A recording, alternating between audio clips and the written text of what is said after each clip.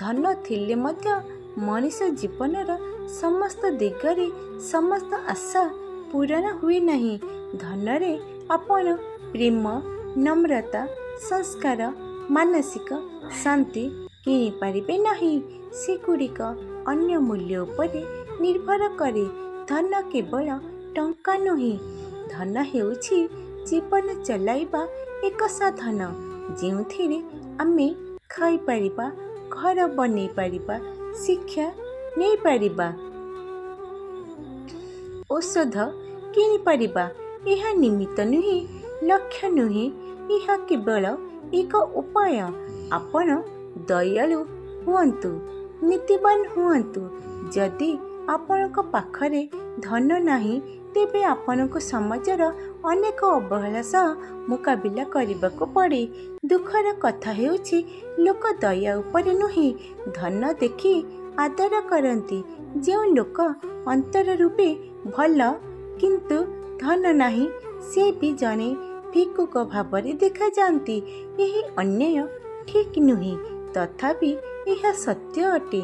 ଧନ ଥିଲେ ବି ମଣିଷ ପାଖରେ ଯଦି ସେ ସନ୍ତୋଷ ନାହିଁ, ପ୍ରେମ ନାହିଁ, ଶାନ୍ତି ନାହିଁ, ତେବେ ସେ କେବେ ଖୁସି ହୋଇପାରିବ ନାହିଁ। ଅନେକ ଧନବାନ ଲୋକ ରହିଛନ୍ତି ଯେଉଁମାନେ ଅନ୍ତରରେ ଅତି ଅସନ୍ତୁଷ୍ଟ। ତେଣୁ ଧନ କେବେ ବି ଶେଷ ଲକ୍ଷ୍ୟ ହେବା ଉଚିତ ନୁହେଁ। ଧନ ଅଛି, ଲୋକ ଆପଣଙ୍କ ସହିତ ମିଶିବେ, ଦେଖିବେ, ସମ୍ମାନ ଦେବେ, କିନ୍ତୁ ଧନ ଥିବା ଯାଏ ଧନରେ ଗଢ଼ିଥିବା ସମ୍ପର୍କ ଅସ୍ଥିର ଓ ଅନୁଷ୍ଠାନିକ ହୁଏ। ଯଦି ସମ୍ପର୍କ ହୃଦୟରେ ନଥାଏ, ଧନ ସେଥିରେ ଅଶୁଦ୍ଧି ଆଣି ଦେଇଥାଏ। ଯେଉଁ ଲୋକ ଧନରେ ନୁହେଁ, ଧର୍ମ, ଦୟା ଏବଂ ସ୍ନେହ ବିଶ୍ୱାସ କରନ୍ତି, ସେ ହେଉଛନ୍ତି ପ୍ରକୃତ ଧନ। ସେ ହେଉଛନ୍ତି ପ୍ରକୃତ ଧନୀ। ଧନ ବହୁତ ଦିନ ଥାଏ ନାହିଁ, କିନ୍ତୁ ଭଲ କାର୍ଯ୍ୟ, ଭଲ ନାମ, ଭଲ ପାଇବା ଓ ଦୟା ଜୀବନରେ ଲମ୍ବା ଥାଏ।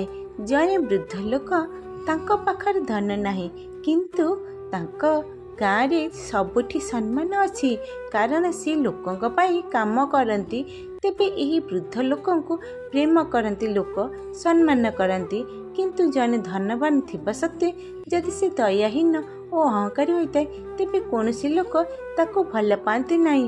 ତାର ଜୀବନ ଥିବା ପର୍ଯ୍ୟନ୍ତ ତାକୁ କେହି ବି ପଚାରନ୍ତି ନାହିଁ। ଧନ ଜୀବନ ପାଇଁ ଆବଶ୍ୟକ, କିନ୍ତୁ ଜୀବନ ମାନେ ଧନ ନୁହେଁ। ଧନ ଅଛି ମାନେ ଅଧିକ ସୁବିଧା ଅଛି, କିନ୍ତୁ ସମ୍ମାନ, ପ୍ରେମ ଓ ସନ୍ତୋଷ ମିଳିବ ନାହିଁ ଯଦି ମନ ଶୁଦ୍ଧ ନାହିଁ।